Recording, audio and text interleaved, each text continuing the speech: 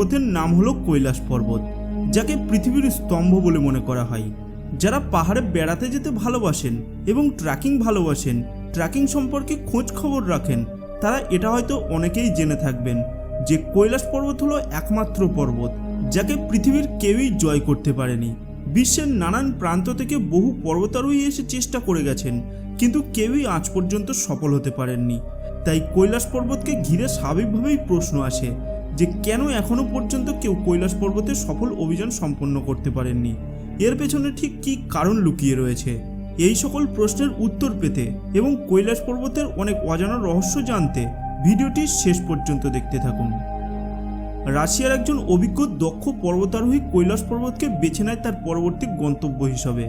এর আগে তিনি যেহেতু মাউন্ট এভারেস্টে সফল অভিযান করতে পেরেছেন, যেটার উচ্চতা ছিল কৈলাস পর্বতের থেকেও বেশি, যেটার উচ্চতা ছিল প্রায় ৮৮০০ মিটার, সেক্ষেত্রে তিনি ৬৬৩৮ মিটার উঁচু কৈলাস পর্বতে কেন যেতে পারবেন না? তিনি তার অভিজ্ঞতা নিয়ে বেরিয়ে পড়লেন কৈলাস পর্বতের উদ্দেশ্যে।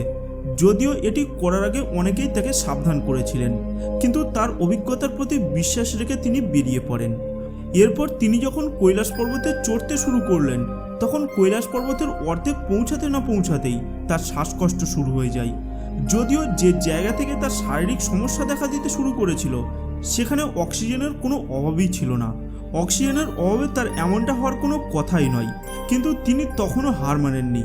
বিশ্বাস এবং সাহস রেখে এগিয়ে যেতে লাগলেন। কিন্তু আরও কিছুটা এগিয়ে যাওয়ার পর লোকটির হৃদস্পন্দন বেড়ে যেতে লাগলো। তার হৃদস্পন্দন দ্বিগুণ হয়ে গেল। লোকটির অদ্ভুত অনুভূতি হতে শুরু করলো। এরকম অনুভূতি তিনি তার জীবনে কখনোই করেননি। তার মনে হতে লাগলো যেন হঠাৎ করে দ্রুত গতিতে তার বয়স বেড়ে যাচ্ছে, তার শরীর বুড়িয়ে যাচ্ছে, তার নখ এবং চুল যেন দ্রুত গতিতে বেড়ে যাচ্ছে।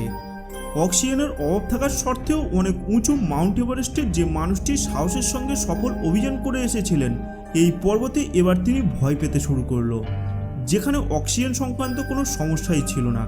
লোকটির মনে হতে লাগলো যেন কেউ বা কোনো বড় শক্তি তাকে আটকাতে চাইছে, যেন কেউ চাইছে না যে ওই পর্বতে মানুষ পা রাখুক।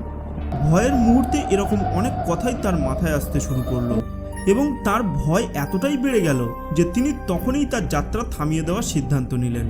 এবং যখনই তিনি এই সিদ্ধান্ত নিয়ে ধীরে ধীরে নামতে শুরু করলেন, তখন তার শারীরিক অস্বস্তিও কমতে শুরু করলো এবং তিনি উপলব্ধি করতে পারলেন যে এটাই সেই কৈলাস পর্বত, যেখানে এখনও কোনো মানুষ সফলভাবে অভিযান করতে পারেননি। এবং কেন পারেননি সেটা তিনি উপলব্ধি করতে পারলেন। আর যারা অতিরিক্ত সাহস নিয়ে এখানে পৌঁছানোর চেষ্টা করেছেন, তারা কেউ পৌঁছাতে তো পারেননি, বরং অনেকেই বেঁচে ফিরতে পারেননি। এখন সকলের মনে একটা প্রশ্ন ওঠা স্বাভাবিক যে কৈলাস পর্বতে এমন কি আছে যার কারণে আজ পর্যন্ত কেউই কৈলাস পর্বতের চূড়ায় পৌঁছাতে পারেননি। এখানে আরও একটি প্রশ্ন ওঠে, তাহলে কি সত্যিই সেখানে মহাদেব থাকেন, নাকি কৈলাস পর্বত মহাদেবেরই এক রূপ? এই ভিডিওতে এই সকল প্রশ্নের উত্তর খোঁজার চেষ্টা করব। আসুন এবার আমরা সেই সকল প্রশ্নের উত্তর খোঁজার চেষ্টা করি। শুরুতেই সকলকে জানিয়ে রাখি যে কৈলাস পর্বত তিব্বতে অবস্থিত এমন একটি পর্বত যার অংশ ভারত এবং চীনের মধ্যে পড়েছে। জানলে অবাক হবেন যে পৃথিবীর সবচেয়ে উঁচু পর্বত মাউন্ট এভারেস্টের উচ্চতা ৮৮৪৮ মিটার, সেখানে কৈলাস পর্বতের উচ্চতা মাউন্ট এভারেস্টের থেকে কম। এর উচ্চতা ৬৬৩৮ মিটার। ফলে মাউন্ট এভারেস্টে অভিযান করলে অত উঁচুতে স্বাভাবিকভাবেই অক্সিজেনের অভাবে অভিযানকারীদের শ্বাসকষ্ট শুরু হয়, ফলে অক্সিজেন সিলিন্ডার সঙ্গে নিয়ে যেতে হয়। কিন্তু কৈলাসে অক্সিজেন নিয়ে এত সমস্যা হওয়ার কথা নয়, কিন্তু তাও মানুষ অক্সিজেনের সমস্যা নিয়েও মাউন্ট এভারেস্টে অনেকেই অভিযান করে এসেছেন। কিন্তু এই পর্বতের থেকে কম উচ্চতা হয়েও মানুষ কেন এখনও কৈলাস পর্বতের অর্ধেক রাস্তাও পৌঁছাতে পারেননি? হিন্দু ধর্মগ্রন্থে এটার উল্লেখ রয়েছে যে কৈলাস পর্বতে ভগবান শিবের বাস, এবং পুরাণে যে অসংখ্য দেবদেবীর উল্লেখ রয়েছে, এই দেবদেবীগণ এই পৃথিবী এবং ব্রহ্মাণ্ডে বিভিন্ন শক্তিরূপে তারা বিরাজমান রয়েছে। শুধু আমরা আমাদের সাধারণ চোখ দিয়ে সেটা বুঝতে পারি না। আর এই রকমই একটি শক্তি, একটি বিশেষ জায়গা হলো পৃথিবীতে অবস্থিত কৈলাস পর্বত, যেখানে আজও ভগবান শিবের বাস করার উপলব্ধি হয়। এটা মনে করা হয় যে পৃথিবীর যাবতীয় শক্তি এখান থেকেই উৎপন্ন হয়। সবচেয়ে উঁচু পর্বত না হলেও এর আকারের জন্য এটা আলাদা, যেটা দূর থেকে শিবলিঙ্গের মতোই দেখতে লাগে। এই পর্বত নিয়ে বিস্তর গবেষণা হয়েছে এবং গবেষণা থেকে উঠে এসেছে যে কৈলাস পর্বত পৃথিবীর ঠিক মাঝ বরাবর বা সেন্টারে অবস্থিত। এই কারণেই এখানকার আবহাওয়া একদমই আলাদা পৃথিবীর অন্যান্য জায়গার তুলনায়। কেউ যদি কৈলাস পর্বতের কাছাকাছি কোনো জায়গাতেও যায়, সঙ্গে দিক নির্ণয় যন্ত্র থাকে, তাহলে সেটা কাজ করা বন্ধ করে দেয়। এটাও বলা হয় যে আমাদের যে প্রধান 4টি দিক, সেই 4টি দিক কৈলাস পর্বতে মিলিত হয়।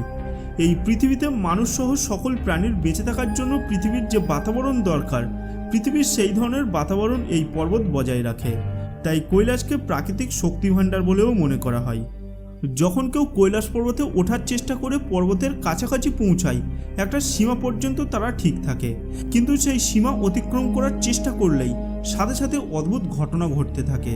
এমন কিছু হয় যেটা সে জীবনেও ভাবতে পারেনি এবং আমাদের সকলের কল্পনারও বাইরে। তাই যারা আজ পর্যন্ত চেষ্টা করেছে তারা সকলেই ব্যর্থ হয়ে ফিরে এসেছেন। আর এর পরেও যারা সেই সীমা অতিক্রম করার চেষ্টা করেছে তারা কেউই বেঁচে ফিরতে পারেনি। যারা ওখান থেকে বেঁচে ফিরে আসতে পেরেছে তাদের প্রত্যেকেরই বক্তব্য যে তারা প্রত্যেকেই অনুভব করেছে যে কিছু তো একটা আছে ওই পর্বতে, এক প্রবল শক্তিধর, যেটা তাদেরকে বাধা দিয়েছে। যেন কেউ বোঝাতে চাইছে যে এখানে না আসতে। এখানে হঠাৎ করেই আবহাওয়া ব্যাপক পরিবর্তন হয়ে যায়, ঠান্ডা অতিরিক্ত বেড়ে যায় এবং মানুষের হৃৎপিণ্ডের স্পন্দন দ্বিগুণ হয়ে যায়। ফলে অক্সিজেন থাকার সত্ত্বেও প্রবল শ্বাসকষ্ট শুরু হয়ে যায়। শুধু তাই নয়, এটা জানলে আরও বেশি অবাক লাগবে যে যারা ওখানে যাওয়ার চেষ্টা করেছে প্রত্যেকেই বলেছে যে ওখানে গেলে মনে হয় যেন হঠাৎ করেই নখ চুল সব অবিশ্বাস্যভাবে বেড়ে যেতে শুরু করে, চেহারার পরিবর্তন হচ্ছে এমনটা মনে হয়, যেন দ্বিগুণ গতিতে বয়স বেড়ে যাচ্ছে। এইসব বাধার পরেও যারা ওখানে যাওয়ার চেষ্টা করেছে তারা কেউই আর ফিরে আসতে পারেনি। হিন্দু ধর্মে এটা মনে করা হয় যে কৈলাস পর্বত ভগবান শিবের স্থান, যেখানে প্রবল শক্তিধর ভগবান শিব অধিষ্ঠান করেন। তাই তার অনুমতি ছাড়া তিনি সেখানে কাউকেই প্রবেশ করার অধিকার দেন না। কৈলাস পর্বত নিয়ে নানান কথা প্রচলিত রয়েছে, বিভিন্ন জনের বিভিন্ন মত, কিন্তু এর মধ্যে কোনটা সত্য আর কোনটা মিথ্যা সেটা কেউই জানে না। এই পর্বত সম্পর্কে সঠিক ধারণা কারোরই নেই। এই পর্বতের রহস্য কেউই জানে না। তাই এই সকল উত্তর পেতে রাশিয়ার একজন বিশেষজ্ঞ কৈলাস পর্বতের উপর গবেষণা করার জন্য 1999 সালে একটি বিশেষ টিম তৈরি করেন এবং অনেক বছর ধরে ওই পর্বত নিয়ে গবেষণা করেন।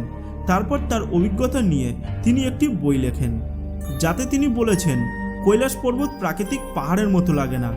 এই পাহাড়ের চূড়া অনেকটা মানুষের তৈরি পিরামিডের মতো লাগে। আর এই পর্বতের কাছে রেডিয়েশন অদ্ভুত ধরনের, যেটা বৈজ্ঞানিক যুক্তি দিয়ে বিচার করা সম্ভব নয়। তাই এই জায়গাকে অলৌকিক শক্তির কেন্দ্রও বলা যায়। আর এটা প্রচুর মানুষের বিশ্বাস যে এই পর্বতের নির্মাতা স্বয়ং মহাদেব। এখন কৈলাসে মানুষের যাওয়া পুরোপুরি নিষিদ্ধ করে দেওয়া হয়েছে, কিন্তু আজ থেকে বেশ কিছু বছর আগেও, মানে 2001 সালে, যখন স্পেনের একটি টিম শেষবারের মতো কৈলাস পর্বতে যাওয়ার চেষ্টা করে। এই অভিযানের শুরুতে তারা যথেষ্ট সাহসী এবং আত্মবিশ্বাসী ছিল এবং তারা সব দিক থেকে তৈরিও ছিল, কিন্তু কিছুটা রাস্তা যেতে না যেতেই পুরো টিমই ফিরে আসতে বাধ্য হয়। তারপর থেকে আর কেউই এই পর্বতে যাওয়ার সাহস দেখায়নি। ভারত, তিব্বত এবং পৃথিবীর বিভিন্ন প্রান্তের মানুষের বিশ্বাস যে এটি একটি পবিত্র জায়গা, তাই এই জায়গায় কারোর যাওয়া উচিত নয়। সনাতন হিন্দু ধর্মে এই পর্বতের আধ্যাত্মিক গুরুত্ব এবং মাহাত্ম্য উল্লেখ রয়েছে। অনেক বছর ধরেই এই পর্বতে মানুষের যাওয়া নিষিদ্ধ, কিন্তু আজও যখন মানুষ অমরনাথ পর্বতে যাত্রা করেন, রাস্তায় কৈলাস পর্বতকে বহু দূর থেকে দেখে প্রত্যেকেরই মাথা নিচু হয়ে যায়। এক্ষেত্রে আপনাদের আরও একটা ব্যাপার জানিয়ে রাখি, যখন এই পর্বতের কাছ দিয়ে যাবেন বা এই পর্বতের কাছে অবস্থিত মানস সরোবরে যাবেন, তখন এখানে একটি শব্দ সর্বদাই কানে বাজবে, যেন মনে হবে যে আপনার আশেপাশে এরোপ্লেন রয়েছে। কিন্তু যখন আরও মন দিয়ে এই শব্দ শুনবেন, তখন বুঝতে পারবেন যে এই শব্দ আসলে মহাদেবের ডমরু বা ওমের মতো শব্দ। অনেক বৈজ্ঞানিকের বক্তব্য হয়তো এই আওয়াজ ওখানকার বরফ গলার শব্দ হতে পারে, কিন্তু এই আওয়াজের পেছনের আসল রহস্য ঠিক কী তা কেউই জানে না। এই শব্দ খুবই রহস্যময়। আর এখন এই পর্বতের মাহাত্ম্য গোটা পৃথিবীতে ছড়িয়ে পড়েছে। এখন পৃথিবীর অধিকাংশ মানুষই বিশ্বাস করেন যে কৈলাস পর্বতে মহাদেব স্বয়ং অধিষ্ঠান করেন। এক্ষেত্রে আপনাদের আরও জানিয়ে রাখি, কৈলাসে যে হ্রদগুলি রয়েছে সেগুলিও খুবই অদ্ভুত ধরনের। কৈলাসের পাশেই রয়েছে ব্রহ্মতাল নামক হ্রদ। এই জায়গা পরিদর্শন করতে গোটা পৃথিবীর থেকে প্রচুর মানুষ প্রতি বছর এখানে আসেন। এখান থেকে প্রায় 1 কিলোমিটার দূরে রয়েছে রাক্ষসতাল নামক হ্রদ, সেখানে কেউই যায় না। এই হ্রদের আকার আবার অনেকটা অর্ধচন্দ্রের মতো। এই হ্রদ দুটি সম্পর্কে একটি অদ্ভুত ব্যাপার হলো এটাই যে একদিকে ব্রহ্মতালের জল যতটা মিষ্টি, অন্যদিকে রাক্ষসতালের জল ঠিক ততটাই লবণাক্ত। ব্রহ্মতাল শান্ত কিন্তু রাক্ষসতাল অশান্ত। আর এখানেই দাঁড়িয়ে রয়েছে রহস্যময় কৈলাস, যেখানে হরগৌরীর অধিষ্ঠান। এই পর্বতের রহস্য উদ্ঘাটন করা হয়তো মানুষের পক্ষে সম্ভব হবে না। এ বিষয়ে আপনার কি মতামত? আপনার মতামত কমেন্ট বক্সে কমেন্ট করে জানাতে ভুলবেন না। আর যদি ভিডিওটি ভালো লাগে, ভিডিওটিকে লাইক করার সাথে সাথে নিজের বন্ধুদের সাথেও শেয়ার করে দেবেন। দেখা হবে পরের ভিডিওতে। টাটা।